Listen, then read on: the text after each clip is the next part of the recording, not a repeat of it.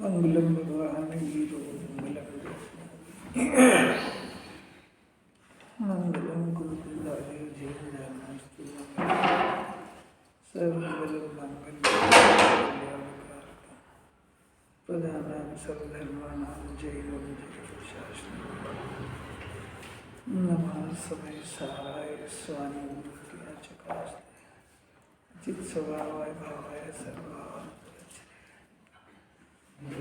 पढ़ो ऐसे ऐसे पढ़ो मनुष्य बोलो ना जोर से बोलो। हाँ मनुष्य कभी कामिनी के प्रति रति से उत्पन्न होने वाले सुख की ओर गति करता है और फिर कभी धन रक्षा की बुद्धि करता है। जो पंडित भी जीवन के मार्ग को प्राप्त करके निज आत्मा में रत हो जाते हैं वह वास्तव में इस मुक्ति को प्राप्त होते हैं। नियम अनादिकाल से मनुष्य यहीं फंसा हुआ है, स्त्री और धन, इसके आगे उसको कुछ सोचते ही नहीं है। दोनों में सुख समझ चुका है, पांच इंद्रिय के विषय, और वो विषय कैसे प्राप्त होते हैं? धन से प्राप्त होते हैं। तो उसके पीछे गंदे परिणाम करके अनंत काल से भटक रहा है जीव। जिन्हें परमात्मा का मार्ग क्या है कि जिन्हें परमात्मा को सबसे पहले तो केवल ज्ञान है। केवल ज्ञान में क्या करते हैं कि अनंत चतुष्टय नव केवल लब्धि रमाधरत, नव केवल लब्धि का भोग करते हैं।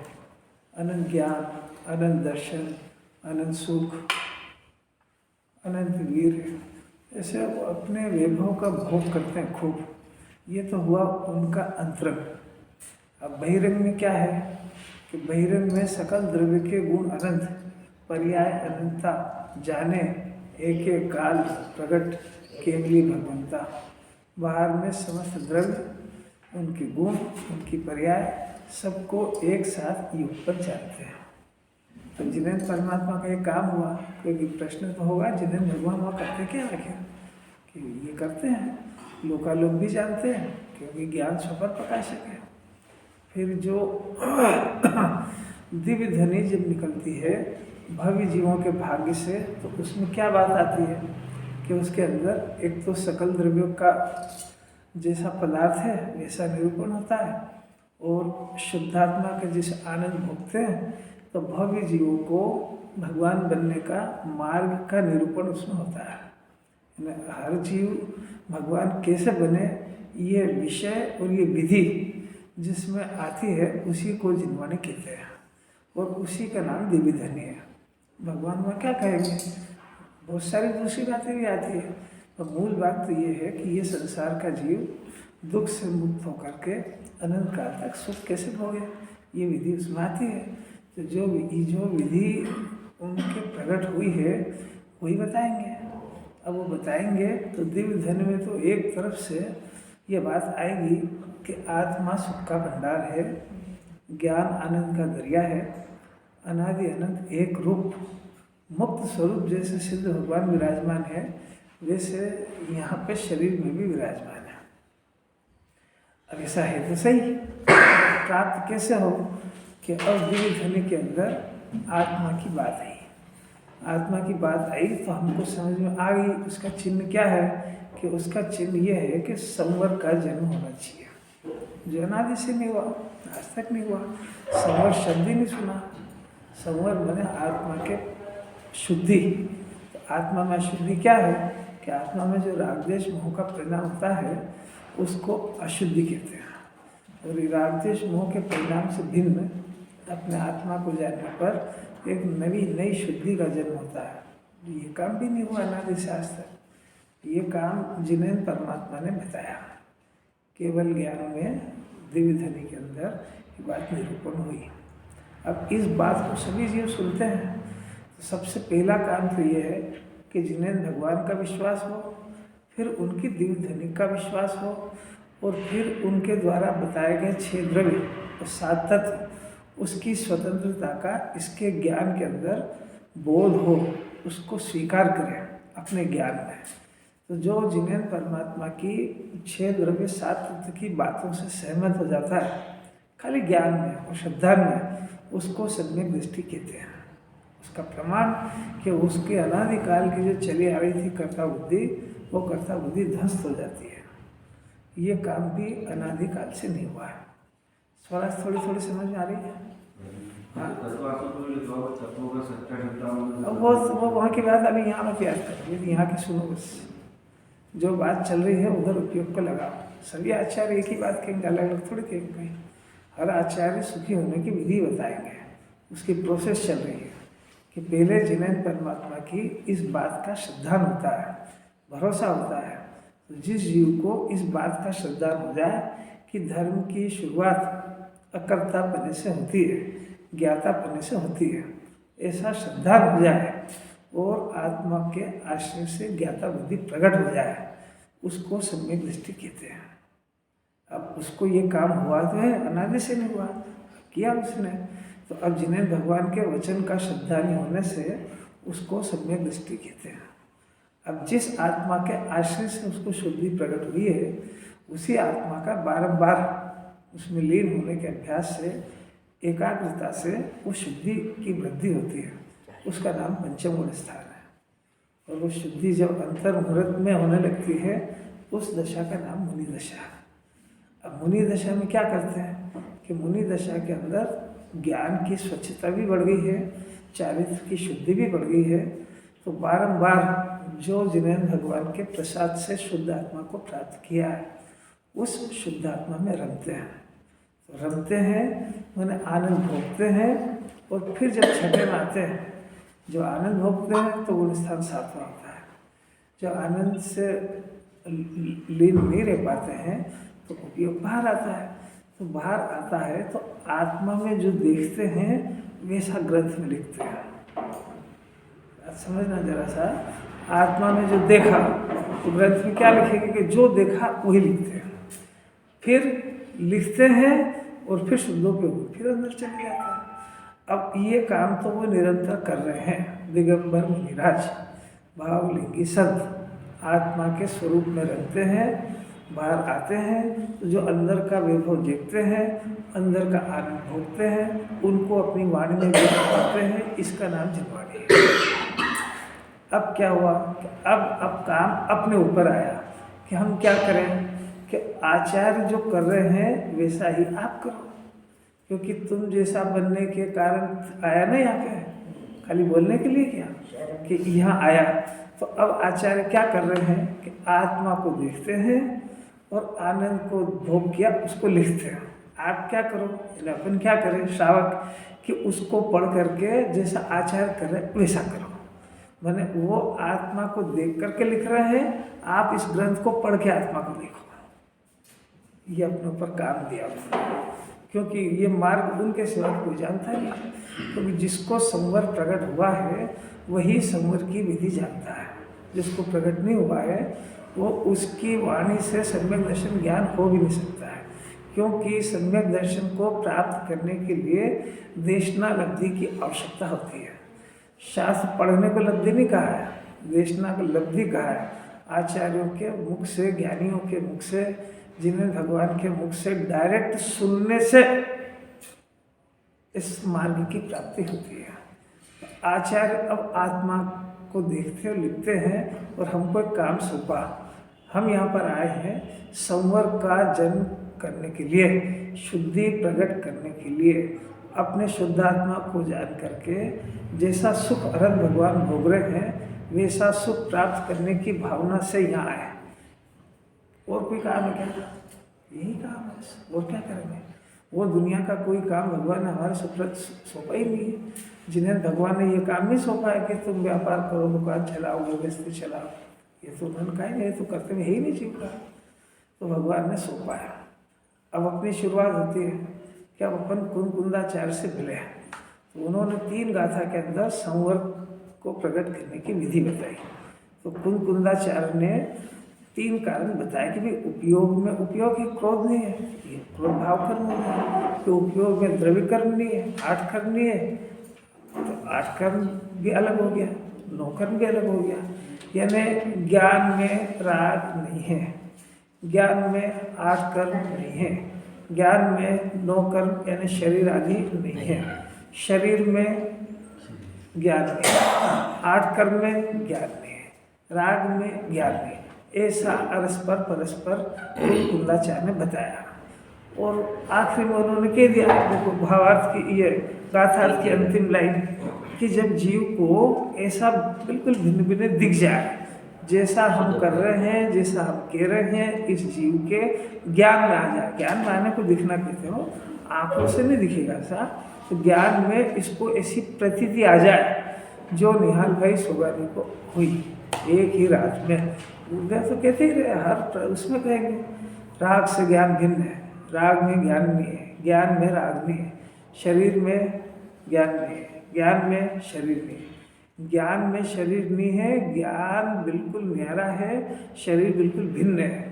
ऐसा भाव भाषण हो जाए तो देखो गाथार्थ की अंतिम लाइन, तब वह उपयोग रूप शुद्धात्मा उपयोग के अतिरिक्त अन्य किसी भी भाव को नहीं करता है।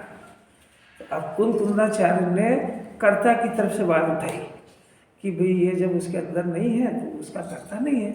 अमृत चंद्राचार्य की स्टाइल बहुत गजब की है, उन्होंने फिर से इसको पलट दिया।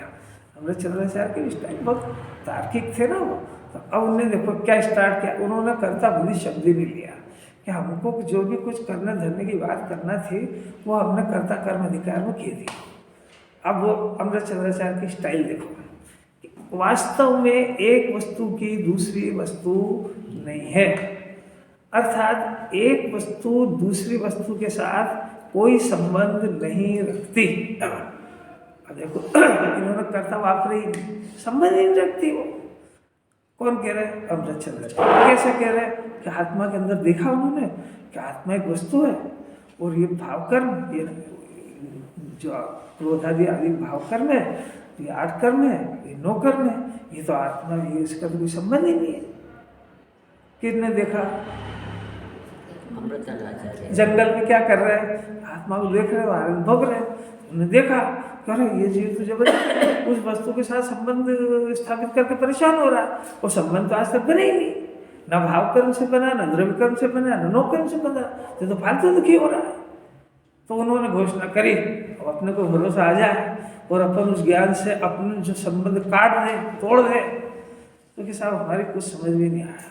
तो लॉजिक सुनो उनको, एकदम अमृत चंद्राचार्य ऑर्डर नहीं देते मैंने क्या वस्तु से संबंध नहीं रखते, मान लो कि नहीं मानेंगे। नहीं भाई देखो, हम बात तर्क देते हैं उसमें, क्योंकि दोनों के प्रदेश भिन्न है। जीव को प्रश्न तो होना चाहिए ना, तो पहले तो 2 वस्तु का डिसीजन हो, एक कोटे के अंदर एक वस्तु, एक कोटे में दूसरी वस्तु। पहले कोटे के अंदर तो ज्ञान स्वभावी आत्मा, उपयोग और उपयोगवान आत्मा, एक बात, ये एक वस्तु। दूसरी वस्तु के अंदर तीनों चीजें, भावकर्म, द्रव्यकर्म और नोकर्म, ये दूसरा लाट। एक वस्तु की दूसरी वस्तु से कोई संबंध नहीं है, मैंने ज्ञान का भावकर्म से कोई संबंध नहीं है, ज्ञान का 8 कर्म से कोई संबंध नहीं है, ज्ञान का 9 कर्म से कोई संबंध नहीं है, संबंध नहीं रखती है। साहब हमको समझ में नहीं आया, कोई बात नहीं, उसका लॉजिक ये है क्योंकि दोनों के प्रदेश भिन्न है। क्योंकि लगाया ना, क्योंकि भी इसलिए नहीं है कि दो के प्रदेश भिन्न है। ऐसा प्रदेश क्या होता है कि अभी आप शांति से सुनो जरा, प्रदेश भिन्न है, यही बात तो समझने की है। क्योंकि गुरुदेव तो भी वो तो प्रवचन में स्टार्ट सीधा बोलेंगे कि भी आत्मा राग का करता नहीं है, आत्मा में राग नहीं होता है, राग से आत्मा भिन्न है, बेचारा कुछ समझ नहीं पाता जी, ये तो यही बात। तो पहले फिर से दिव्य ध्वनि के आधार से वस्तु का स्वरूप सुनने पर इस जीव को पता लगेगा कि प्रत्येक पदार्थ चेतन हो या अचेतन वो अपने चतुष्टय में रहता है। चतुष्टय क्या होता है कि उसका द्रव्य क्षेत्र काल और भाव, ये उसका चतुष्टय है, किसका? चेतन का भी अचेतन का भी। तो प्रत्येक पदार्थ अपने स्व चतुष्टय में रहता है, अपने द्रव्य में, अपने क्षेत्र में, अपने काल में और अपने भाव में रहता है। प्रत्येक पदार्थ, प्रत्येक वस्तु, कौन सी वस्तु? चेतन भी और अचेतन भी। बात समझ में आती जा रही है ना?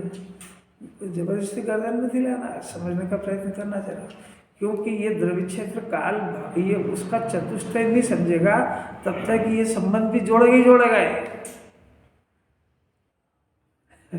द्रव्य क्षेत्र काल और भाव ये उसका उस वस्तु का चतुष्टय है। तो एक वस्तु के दूसरे वस्तु में नास्ति होती है, चतुष्टय ही उसका न्यारा है। प्रत्येक पदार्थ अपने अपने चतुष्टय में रहता है, अपने अपने में रहता है। तो आत्मा का जो चतुष्टय है, तो आत्मा एक द्रव्य है, तो द्रव्य है तो आत्मा अपने असंख्यात प्रदेश में रहता है। अब क्रोध आदि तो तीनों ले लेंगे अपन, क्रोध यानी भाव कर्म, 8 कर्म और 9 कर्म, इसका द्रव्य ही नहीं आ रहा है। तीनों पुद्गल के खाते में अपन ने डाल दिया, तीनों का एक नाम पुद्गल है। वो अपन ने कल बात सिद्ध कर दी है कि जिनवाणी भाव कर्म कह रही है, परंतु भाव कर्म कहने के बाद में जब उसको भिन्न किया तो उसकी जाति पुद्गल से मिली। इसकी भाव कर्म हुआ ना क्रोध, तो क्रोध जो उत्पन्न हुआ तो क्रोध की जाति और जीव के ज्ञान की जाति दोनों न्यारी न्यारी है। तो ज्ञान की जाति में तो जीवत्वपना जानना पना है, वो क्रोध में जान पना है नहीं। दूसरी बात है कि क्रोध पुद्गल द्रव्य की पर्याय है, जीव की पर्याय नहीं है। जीव की पर्याय तो ज्ञान। तो जब उस क्रोध को देखा तो उस क्रोध में जानने का कोई लक्षण नहीं मिला, इसलिए वो क्रोध पुद्गल को हम डाला। तो अब क्रोध भी यानी भाव कर्म भी और 8 कर्म भी और 9 कर्म भी, इनकी सत्ता यानी इनका इसके साथ कोई संबंध नहीं है। इसलिए नहीं है कि इसका द्रव्य क्षेत्र काल और भाव सब कुछ न्यारा है। किसका? राग आदि का। देखो कुंदाचार्य की स्टाइल में, अमृतचंद्राचार्य की स्टाइल में चल रहा। पहले सूक्ष्म को पकड़ने का प्रयत्न करना, स्थूल अपने आप पकड़ में आ जाएगी। तो पहले मैं स्थूल भी बता देता हूँ कि स्थूल में गुरुदेव ने पहले स्थूल भी लिया। वो तो क्या अलौकिक बात है कि ये शरीर और ये चश्मा और ये शरीर दो चीज़ें अलग अलग है। ये पदार्थ अलग, ये पुद्गल है, ये भी पुद्गल है, पर दोनों का द्रव्य क्षेत्र काल भाव बिल्कुल भिन्न है। ये चश्मा अज्ञान अवस्था में निमित्ताधीन दृष्टि होने की वजह से, द्रव्य क्षेत्र काल भाव का ज्ञान नहीं होने से ये चश्मा हमको कहाँ दिखता है कि चश्मा चेहरे पे लगा हुआ है। तो चश्मे का आधार क्या दिखता है? शरीर है। अब जिन्हें भगवान को क्या दिख रहा है कि एक एक पदार्थ अपने चतुष्टय में रहता है। तो चश्मा चश्मे के आधार से है और शरीर शरीर के आधार से। एक दूसरे से कोई संबंध नहीं होने से उनके अंदर आधार आधे संबंध भी नहीं है। ये ऐसा दिखिए इसको प्रदेश भिन्न बता रहे हैं और इसको क्या अब ये सब बताएंगे। अभी आप जितना समझा रहे उतना समझो। स्थूल से मिला रहे हैं सूक्ष्म के अंदर। प्रदेश भिन्न का अर्थ है कि भाई ये पदार्थ का उससे कोई आधार आदि संबंध नहीं है। मैंने चश्मा कोई शरीर का गुलाम नहीं है, उसको अपनी क्रियावती शक्ति से अपने द्रव्य क्षेत्र काल भाव में परिणमन कर रहा है। मैंने उसकी जो पर्याय, चश्मे की जो पर्याय है, अभी पुद्गल की बात कर रहे हैं, 2 पुद्गल परमाणु की। अभी तो ये सिद्ध कर रहे हैं कि शरीर का ये बाल और ये हाथ का ये पोर्शन और ये पोर्शन, इन दोनों में परस्पर कोई आधार आदि संबंध नहीं है। इसका परिणाम बिल्कुल अलग है, इसका बिल्कुल अलग है। पुद्गल में अभी चेतन में तो बाद में लगाएंगे, तो समझना पड़ेगा। अपन ने भोजन किया है ना, तो भोजन किया तो शरीर के द्रव्य क्षेत्र काल भाव अंदर बाहर से, और जो भोजन का द्रव्य क्षेत्र काल भाव बिल्कुल न्यारा है। क्यों? क्योंकि दो के संबंध नहीं है। क्यों? क्योंकि उसका चतुष्टय अलग है, इसका अलग है। क्यों? क्योंकि उनके प्रदेश भिन्न है। क्यों प्रदेश भिन्न? मतलब कि उसकी सत्ता ही न्यारी है। यहाँ जो भोजन गया ना अंदर, तो भोजन के अंदर जाने पर एक भोजन का कोटा अलग है और मलमूत्र का कोटा अलग है। कहाँ पे? इसी पेट में। तो ये उनके प्रदेश भिन्न है कि नहीं? अलग अलग काम कर रहे हैं कि नहीं? उसका कोई संबंध थोड़ी उससे। मल मल एक जगह इकट्ठा होता रहता है, तो इकट्ठा 24 घंटे में एक ही बार बनता है कि कंटिन्यू बन रहा है? तो कंटिन्यू बन रहा है तो कोई स्टॉक हो रहा है ना, तो प्रदेश न्यारे हुए ना उसमें, तभी तो वो अपना काम कर रहा है, अपना काम कर रहा है। इतनी स्वतंत्रता ज्ञान में समझना तो पड़े। उद्गल में बता रहे हैं अभी प्रदेश भिन्न है, इसका मतलब ये भी कि दोनों की सत्ता ही भिन्न होगी। हाँ, सत्ता, यही तो कह रहे हैं, दोनों का कोई संबंध नहीं। पहली बात क्यों नहीं है कि दोनों भिन्न भिन्न है। भिन्न भिन्न क्यों है कि पुद्गल एक एक परमाणु का द्रव्य, क्षेत्र, काल और भाव सब कुछ नहीं आ रहा है उसका। अब अंदर आते हैं तो अभी तो बहुत सारे उदाहरण है, आप 24 घंटे लगाओ। ये कुर्ता शरीर के आधार से नहीं है, इससे निमित्ताधीन दृष्टि से बाहर आधार आधे संबंध जोड़ता है। उसको जिनवाणी में भी कहा गया है, वो व्यवहार नय का वचन है। व्यवहार से ज्ञान कराने के लिए आधार आधे संबंध कहते हैं। वास्तव में एक परमाणु का दूसरे परमाणु से कोई संबंध नहीं है। घी रखा है, तपेली में रखा है, तो व्यवहार से अपन कह देते हैं कि तपेली में घी रखा है, यानी घी किस आधार से है कि तपेली के आधार से। वास्तव में घी का और तपेली का कोई संबंध नहीं है, क्योंकि घी के परमाणु अपनी सत्ता को छोड़ करके तपेली में कभी भी स्पर्श भी नहीं करते हैं। वो घी तपेली में है जब भी न्यारा है, और तपेली से नीचे ढुलिया है तब भी न्यारा है, रोटी पे भी न्यारा है। ये बात इसी समय सार में तीसरी गाथा में बता दी है। एक परमाणु का दूसरे परमाणु में कोई संबंध नहीं है। बात समझना जरा, बहुत अलौकिक बात है ये। अपन जब उसका संबंध नहीं है और उसमें संबंध स्थापित कर रहे हैं, इसी का नाम का ज्ञान है। इसी से तो कर्ता बुद्धि खड़ी हो रही है। अब अपन वापस अंदर आते हैं। एक वस्तु का दूसरी वस्तु से कोई संबंध नहीं था। हमारा सबसे पहला तो अब द्रव्य कर्म नौ कर्म की स्थूल बात लगाते रहो 24 घंटे। अपने तो सारा झगड़ा जो है भाव कर्म पे, क्रोध मान माया लोभ का जो परिणाम है, इन सब का एक नाम राग है।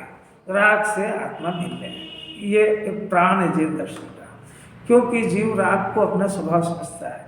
स्वभाव समझने से इसने राग और अपने को एक में मान लिया। राग स्वभाव नहीं है, राग विभाव है। इतना भी सुनना बहुत ताकत की बात है। ये राग विभाव है, लेकिन प्रदेश तो एक दिख रहा है हमारा। हाँ, अभी दिख रही है। तो राग के अभी यही तो बता रहे हैं। अभी जरा शांति से समझो तो सही, अभी सुनो तो सही।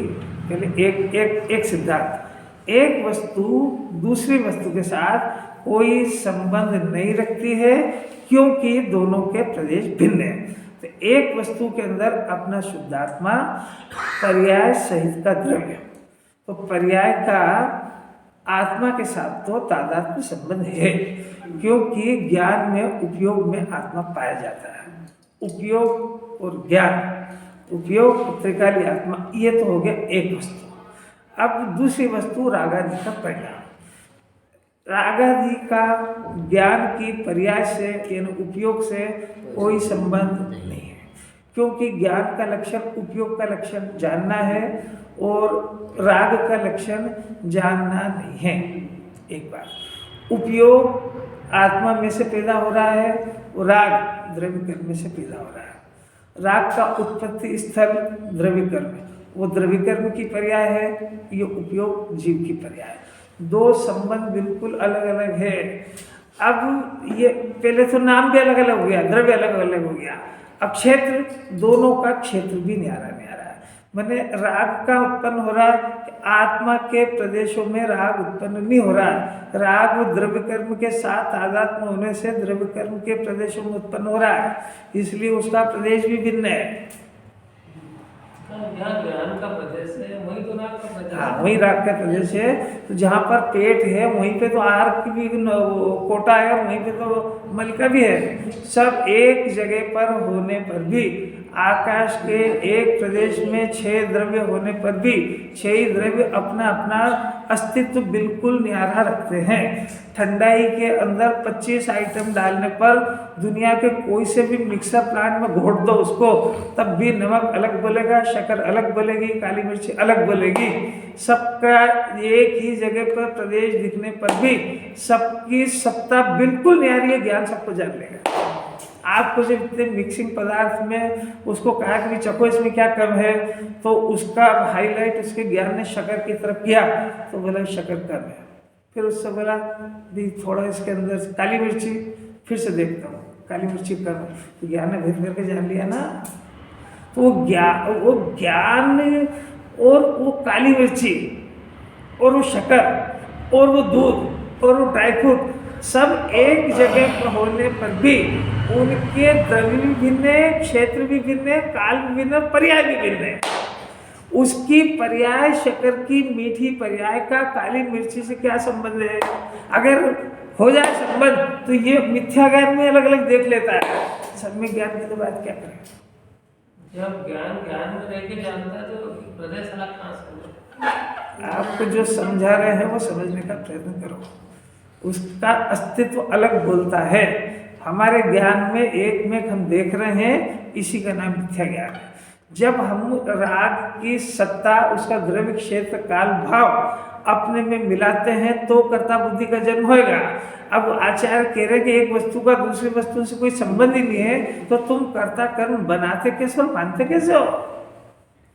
इसीलिए जब उसकी सत्ता न्यारी दिखेगी तो मैं राग का करता हूँ, ये बात पैदा हो नहीं सकती उसमें, और पैदा हो रही है इसीलिए संवर का जन्म नहीं हो रहा है, क्योंकि हमारे ज्ञान में उसकी सत्ता न्यारी सिद्ध नहीं हो रही है। नहीं हो रही मतलब हमारा ज्ञान उसको एक्सेप्ट नहीं कर रहा है, उसके साथ संबंध स्थापित कर रहा है। तो राग का कर्ता मानने में ही जिनवाणी को आपत्ति है, तो इस राग से धर्म हो जाएगा, इसमें तो महा आपत्ति है। बात समझ में आ रही है? जो इसके द्रव्य क्षेत्र काल भाव से न्यारी है, उस राग से इस जीव को लाभ होगा, ये तो मानी जाएगी विपरीत है। इसके साथ थोड़ा थोड़ा समझ आ रहा है।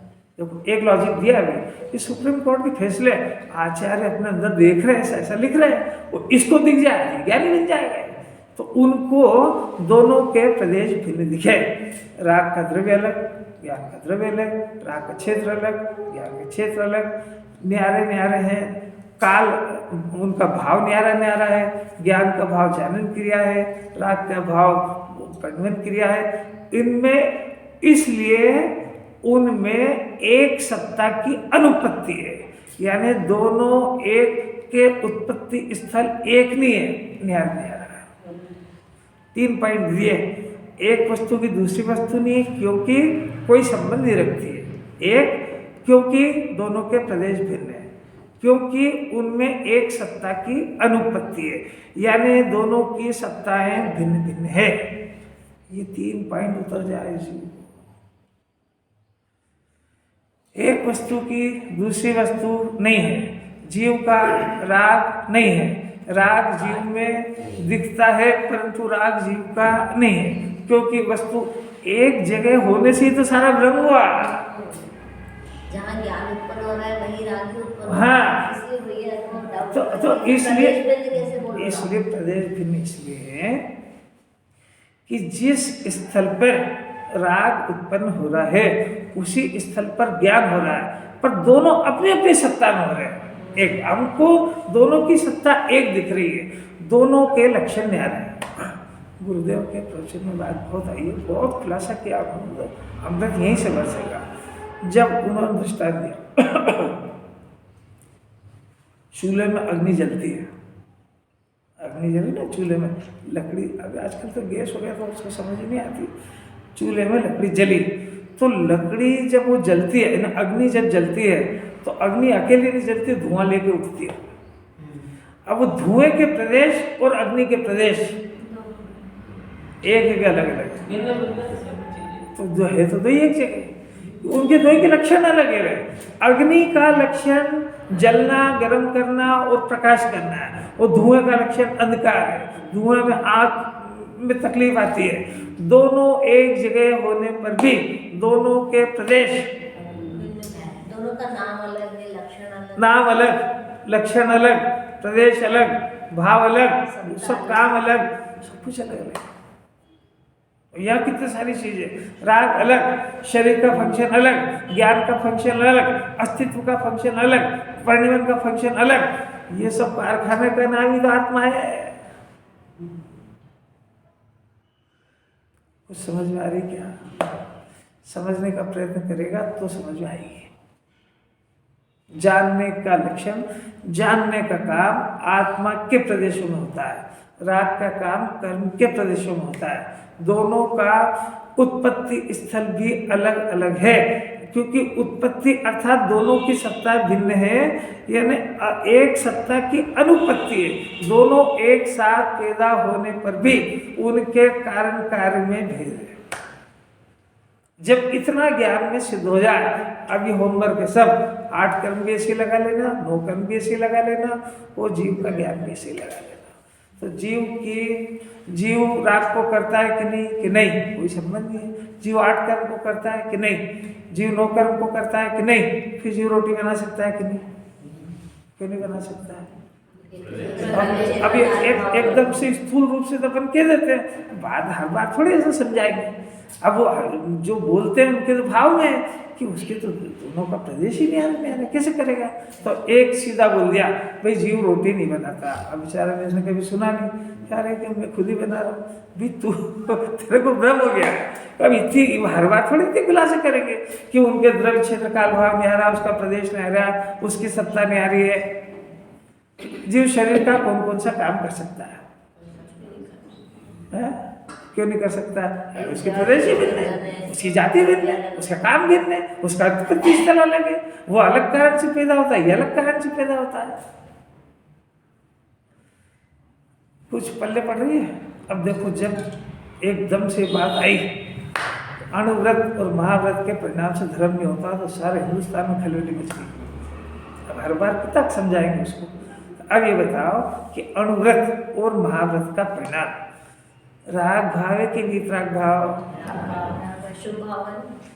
शुभ भाव रही है। राग है कि वीतराग भाव है? राग भाव। अब इस शुभ भाव से, इस राग से आत्मा को धर्म होगा कि नहीं? तो अणुव्रत महाव्रत से क्यों नहीं होगा? अब समझ में कि क्यों नहीं होगा? क्योंकि अणुव्रत महाव्रत राग के खाते में है, वो राग का आत्मा करता नहीं है, वो राग का प्रदेश भिन्न है। तो जो अपनी सत्ता से न्यारा है उससे अपने को लाभ मानता है, इसी के नाम मिथ्या दर्शन है। अभी यूं डायरेक्ट कह दो तो अभी तो झगड़ा हो ही जाएगा, क्योंकि वो होता है होने को सब कुछ होता है, बाहर आत्मा में यानी उसके प्रदेशों में कुछ नहीं होता है। इतना सिद्ध होने के बाद आचार्य का डिसीजन, यदि इस प्रकार एक वस्तु की दूसरी नहीं है तो फिर एक के साथ दूसरे का आधार है संबंधी नहीं है। फिर पुत्र किसके आधार से बड़ा हो रहा है? स्वराज। आधार आधे संबंध का मतलब ये राग आत्मा के आधार से है और आत्मा राग के आधार से है। तो आत्मा के आधार से राग भी पैदा नहीं होता है और राग के आधार से आत्मा का ज्ञान भी पैदा नहीं होता है। जो ये जीव ऐसा मानता है, सुनता है, मानता भी है, क्या मानता है कि राग करते करते धर्म हो जाएगा, राग से मेरे को आत्मा प्राप्त हो जाएगा। पर राग का और ज्ञान का आत्मा का आधार आधे संबंध ही नहीं है। आत्मा के आधार से राग नहीं होता है और राग के आधार से आत्मा का ज्ञान नहीं होता है, क्योंकि दोनों में आधार आधे संबंध नहीं है। इसको जो एक भ्रम बैठा है, राग करते करते वीतराग भाव होगा, वीतराग भाव के प्रदेश अलग है, राग के प्रदेश अलग है। राग के प्रदेश मलिन है, वीतराग भाव के प्रदेश निर्मल है। आत्मा का द्रव्य क्षेत्र काल भाव, सुनना जरा, बहुत ध्यान से सुनने की बात है। धर्मचंद साहब यही हो कि आत्मा में चले गए? आत्मा का द्रव्य क्षेत्र काल और भाव, ये तीनों चारों, ये चारों बिल्कुल अलग है। अब फिर से सुनना, आत्मा का द्रव्य ये भी शुद्ध है, क्षेत्र ये भी शुद्ध है, काल ये भी शुद्ध है और प्रदेश भी शुद्ध है। मैंने आत्मा का सभी द्रव्य क्षेत्र का उसका पूरा चतुष्ट है, परम पवित्र शुद्ध है। उसकी बात। अब राग की बात कि राग का द्रव्य क्षेत्र काल और भाव ये सभी अशुद्ध है। राग का नाम ये शुद्धि है। तो अब ये शुद्धि और अशुद्धि के प्रदेश एक कैसे हो सकते हैं? बात समझना जरा। इसके ज्ञान में जो राग को घुसेड़ रहा है, तो राग का द्रव्य क्षेत्र काल भाव सब कुछ अशुद्ध है। तो ये अशुद्धि शुद्धि का कारण नहीं हो सकती, ये शुद्धि अशुद्धि का कारण नहीं हो सकती है। इसलिए गुरुदेव बार बार कहेंगे आत्मा में ऐसा कोई गुण नहीं है जो राग को करे। ये ऐसे नहीं करे कि उसका द्रव्य क्षेत्र काल भाव सारी शुद्ध है। आत्मा शुद्ध और शुद्धि का पैदा कैसे करेगा? नहीं, ये बात समझ आ रही क्या?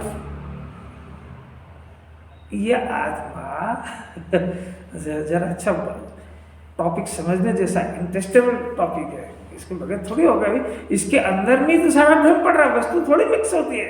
जैसे इसने अपने को राग का कर्ता माना तो कर्ता बन थोड़ी गया कि बन गया। वो एक जगह होते हुए भी सत्ता अलग है, प्रदेश अलग है, ये अभी मतलब कंसेप्ट अभी एकदम दिमाग में बैठता नहीं है। ये बैठाना पड़ेगा ना उसको। इसके बगैर कर्ता बुद्धि नहीं टूटेगी। जिनवाणी बार बार बोलेगी, क्योंकि इसको ये विकल्प सताएगा। अनादिकाल से राग की एकता होने के कारण इसको शरीर की भी एकता मानता है, ऐसा थोड़ी चलेगी। तो शरीर की भी है, ब्याह शादी हुआ तो बच्चों की भी है, इनकी एकता ममता है। तो इनकी एकता ममता इसको रात दिन बेचैन करेगी, मैंने कर्ता बुद्धि खड़ी करेगी। अब उसका इलाज पूरे विश्व में किसी के पास नहीं है।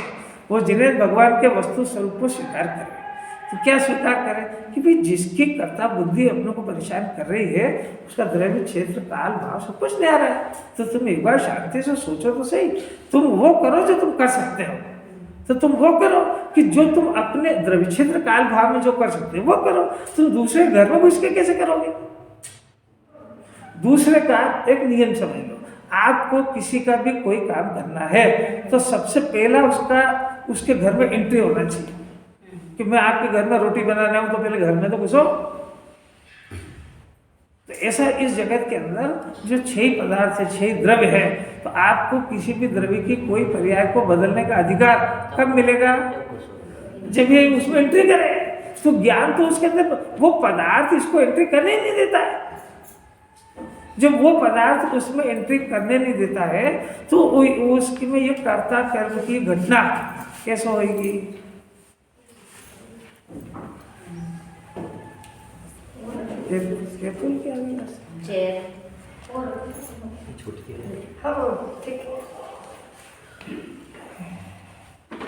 उज्जैन से? हाँ, उज्जैन। केतुल चेतना की बेस्ट फ्रेंड है, उज्जैन की खास मुख्य बच्चों को बहुत कार्यक्रम कराती है। पता चला इधर की स्वाध्याय और आपसे। हाँ, तो कैसा कर्ता कर्म की प्रवृत्ति तोड़ने पर ही संवर का जन्म होता है। वो कर्ता कर्म की प्रवृत्ति उसके द्रव्य क्षेत्र काल भाव को कि अपने द्रव्य क्षेत्र काल भाव की यथार्थ ज्ञान हुए बगैर वो कर्ता कर्म की प्रवृत्ति नहीं जाएगी। तो इसको जो द्रव्य की कर्ता बुद्धि परेशान कर रही है, बच्चे का ऐसा करना, घर का करना, शरीर का करना, एक बार शांति से आप ही विचार करो कि आप कर सकते हो कि नहीं। अगर कर सकते हो तो फिर कैसे कर सकते हो ये बताओ। क्योंकि जिनवाणी की तो ये आज्ञा है कि अभी आधार आधार संबंध आया, तो अपने पहले कितने संबंध आ चुके हैं? नंबर 1 कर्ता कर्म संबंध, ये संबंध, निमित्त नैमित्तिक संबंध, और कितने आए? एक क्षेत्रावकाश संबंध, तादात्म्य संबंध, संयोग संबंध, भोक्ता भोग्य संबंध। कितने संबंध आए? तो अब इसके अंदर कर्ता कर्म के संबंध की घटना एक ही द्रव्य में लागू होती है, 2 द्रव्य में लागू नहीं होती है। फिर से आधार आधे की घटना वो भी एक ही द्रव्य में लागू होती है। एक द्रव्य की पर्याय, उसके साथ तो आधार आधे संबंध है, पर्याय द्रव्य के साथ रहती है, तो पर्याय का आधार द्रव्य, द्रव्य का आधार पर्याय, ये आधार आधे संबंध द्रव्य पर्याय में यानी एक द्रव्य में लगेगा।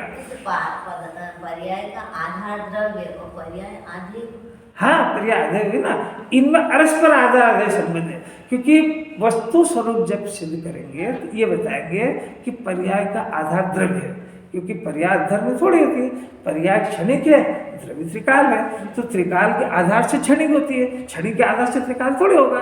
तो उनमें जो है आधार आधे संबंध बताने के लिए, माने वस्तु की सिद्धि के लिए।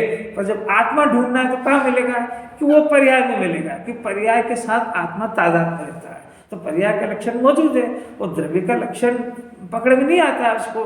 तो पर्याय से आत्मा को पकड़ो तो आधार आधे संबंध उसमें है। ऐसा कह दो कि पर्याय के आधार से द्रव्य है तो भी चलेगा, द्रव्य के आधार से पर्याय तो भी चलेगा, क्योंकि दोनों मिलकर एक वस्तु है। परंतु राग का आधार आधे कोई संबंध नहीं है, क्योंकि राग का द्रव्य गुण पर्याय नहीं आ रहा है और आत्मा का द्रव्य गुण पर्याय नहीं आ रहा है। तो वो उसके द्रव्य गुण पर्याय के साथ रहता है, ये इसके साथ रहता है। तो जगत में अंदर किसी तरह का कोई संबंध किसी पदार्थ में नहीं है। निमित्त नैमित्तिक संबंध के नाम से मिथ्या दर्शन का जन्म होता है। जब आचार्य ने कह दिया कि एक वस्तु का दूसरी वस्तु से कोई संबंध नहीं है, तो फिर उसमें निमित्त नैमित्तिक को जोड़ने की बात कि अपनी 1.5 अकल से कहाँ से खड़ी करी वहाँ?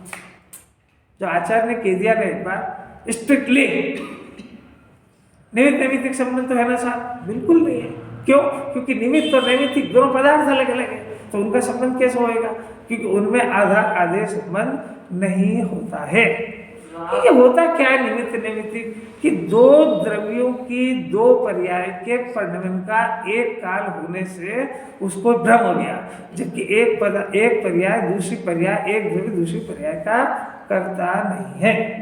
इसका नाम निमित्त नैमित्तिक संबंध सिर्फ कथन मात्र है, वास्तव में कोई संबंध नहीं। राग का आधार क्या है? राग का आधार ये जीव अनादि से मैं हूँ ऐसा मानता है। मैं राग कर रहा हूँ ना, तो मैं राग कर रहा हूँ, मेरा आधार से राग हो रहा है।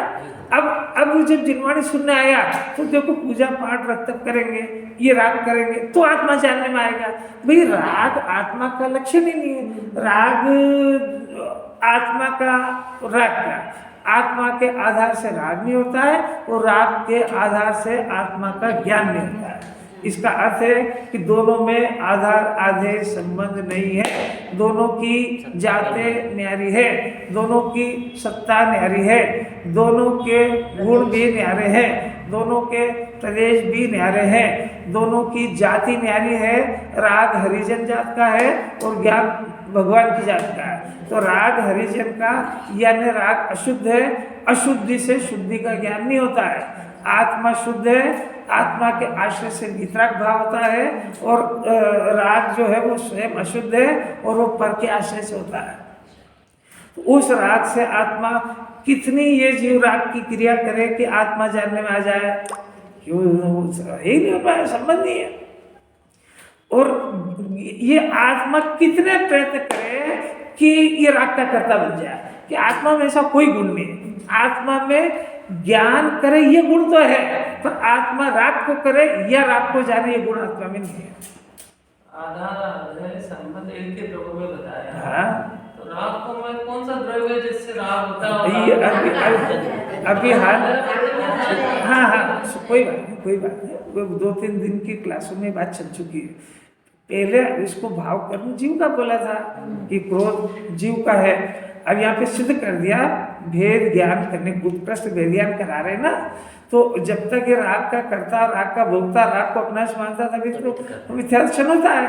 और फिर जिनवाणी में पढ़ा गया राग है क्या? आत्मा के चारित्र गुण की विपरीत पर्याय, तो आत्मा में शामिल कर लिया उसको। परंतु यहाँ भेद ज्ञान करा रहा है, तो वो क्यों बोला? कि वो प्रमाण का द्रव्य सिद्ध करने के लिए बोला कि राग का द्रव्य में नहीं होता है, आत्मा में होता है। पर वो वस्तु स्वरूप थोड़ी है। वस्तु स्वरूप तो ये है कि आत्मा राग आत्मा की पर्याय ही नहीं है। आत्मा की पर्याय तो जैसा द्रव्य होता है वैसी पर्याय होती है। फिर से सुनना है, बहुत अपूर्व लक्षण सुनो जरा। जो लक्षण जिस पदार्थ की सिद्धि करे वो उसका लक्षण होता है। कोड वर्ड में हो गई बात। यानी आत्मा का जो ज्ञान है, ये ज्ञान आत्मा को तो प्रसिद्ध करता है, पर राग से आत्मा प्रसिद्ध नहीं होता है, क्योंकि राग निकल जाने पर भगवान बन जाते हैं। तो राग आत्मा का लक्षण नहीं है, और राग आत्मा का लक्षण नहीं है, इसलिए राग से आत्मा जानने में भी नहीं आता है। और ज्ञान आत्मा का लक्षण है, क्योंकि ज्ञान तीनों काल आत्मा को प्रसिद्ध करता है। राग आत्मा को प्रसिद्ध नहीं करता है, क्योंकि उसका आधार आदि संबंध भी नहीं है। राग किस गुण से उत्पन्न हो रही है? अभी ये बोला था, हाँ वो बात रहेगी, फिर से बोलता हूँ। अभी 2 दिन पहले की बात आ गई है कि इसको भिन्न करने के लिए इसको पुद्गल के खाते में डाला है। क्यों डाला है इसको? कि राग जो उत्पन्न होता है परिणाम, वो पुद्गल द्रव्य की पर्याय है। राग 2 तरह, क्रोध 2 तरह का बताया, एक द्रव्य क्रोध और एक भाव क्रोध।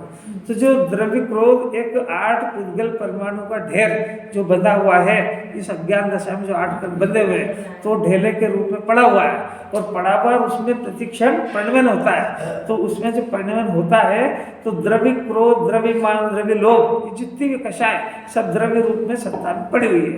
तो पड़ी हुई तो खाली पड़ी थोड़ी रहती है, उसमें परिणमन भी होता है। तो जब उसका परिणमन होता है तो इधर द्रव्य क्रोध का उदय आया और वो परिणमन हुआ, उसका नाम भाव क्रोध है। तो वो भाव क्रोध का तादात्म्य संबंध द्रव्य क्रोध के साथ में, आत्मा के साथ थोड़े है। उसको अपने साथ मान लिया, इसी का नाम अज्ञान है, इसी का नाम मिथ्या दर्शन है। तो भाव क्यों काम है इसको? भाव उसको पहले भाव इसलिए कहा कि वो भाव क्रोध वहाँ नहीं होता है, जीव के पर्याय में होता है। वो भाव क्रोध पुद्गल में नहीं होता है, जीव में होता है, ये बताने के लिए एक बात। दूसरी बात कि भाव क्रोध माने जीव का जो राग आदि का परिणाम है, तो ये रोटी बनाने की क्रिया नहीं कर सकता है, राग की क्रिया कर सकता है। तो रोटी की क्रिया को तोड़ने के लिए रोटी बनाने के राग का कर्ता जिन्वानी कह रही है, पर वो क्षणिक है। काय के लिए? रोटी की क्रिया का कर्ता तोड़ने के लिए रोटी के राग का कर्ता जिन्वानी कह रही है, पर ये स्वभाव नहीं है। अब ये राग का कर्ता अपने को मान लिया है, इसको तोड़ने के लिए कह रहे हैं कि राग आत्मा का गुण नहीं है, राग का कर्ता नहीं है आत्मा। आत्मा तो ज्ञान के साथ तादात्म्य ज्ञान का करता है। तो ये उसकी सर्जरी है, एक दूसरे की कर्ता बुद्धि वस्तु को सिद्ध करने के लिए ये सब एंगल चलते हैं। उसके वस्तु को समझना चाहिए ना। जब पर से भिन्न कराना है तो आत्मा को, पर्याय का कर्ता आत्मा को कहते हैं। पर जब पर्याय से भिन्न कराना है तो अभी आधार आगे संबंध में आगे कहते, कोई किसी का आधार नहीं। द्रव्य की असंख्या प्रदेश अलग है, पर्याय क्या अलग है, अभी आगे सिद्ध करते द्रव्य कर्म को बोल सकते हैं, राग का आधार द्रव्य कर्म को बोल सकते हैं। राग का आधार भेद ज्ञान करने के लिए राग का आधार द्रव्य कर्म को नहीं बोलेंगे तो उसको किस सत्ता में डालेंगे? देखो इस ग्रंथ है ना सबके पास, देखो भावार्थ के अंदर जयचंद साहब छाबड़ा ने बहुत बढ़िया लिखा है, 289 पेज इसी का भावार्थ। उपयोग तो चेतन का परिणाम होने से ज्ञान स्वरूप है, एक बात।